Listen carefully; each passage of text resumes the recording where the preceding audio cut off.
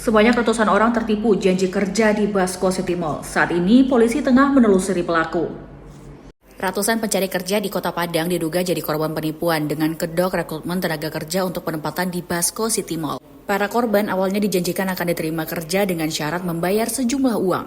Untuk kejadiannya bermula pada Rabu malam 28 Mei 2025 sekitar pukul 23.39 waktu Indonesia Barat di sebuah rumah di Kotopara, RT 001, RW 005, Kelurahan Pisang, Kecamatan Pau. Untuk laporannya resmi diterima oleh pihak kepolisian pada Minggu malam 15 Juni sekitar pukul 22.30 waktu Indonesia Barat yang disampaikan oleh Diana Arifin, warga Kotopara, Kelurahan Pisang, Kecamatan Pau. Diana mengaku menyerahkan uang senilai Rp600.000 pada seseorang yang mengaku dirinya adalah perekrut pekerja atau HRD. Nah, para korbannya juga dikumpulkan dan juga diminta menyerahkan uang tunai dengan janji akan langsung ditempatkan kerja di Basco City Mall. Tapi ternyata hingga waktu yang sudah dijanjikan tidak ada penempatan kerja sama sekali seperti yang telah dijanjikan. Nah, sehubungan sama kasus ini, petugas gabungan dari Polsek Pau yang dipimpin oleh Kanit Lantas AKP Moveri dan piket fungsi mendatangi tempat kejadian perkara. Sejumlah pelaku yang dilaporkan atas dugaan penipuan yaitu Vivi, Aziza, Cynthia, dan Acia.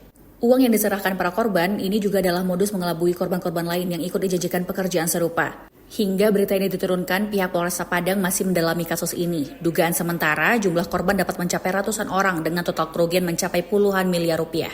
Dengan kasus ini, kepolisian menghimbau agar masyarakat hati-hati terhadap tawaran kerja yang mensyaratkan pembayaran di awal, serta perlunya memastikan keabsahan informasi rekrutmen.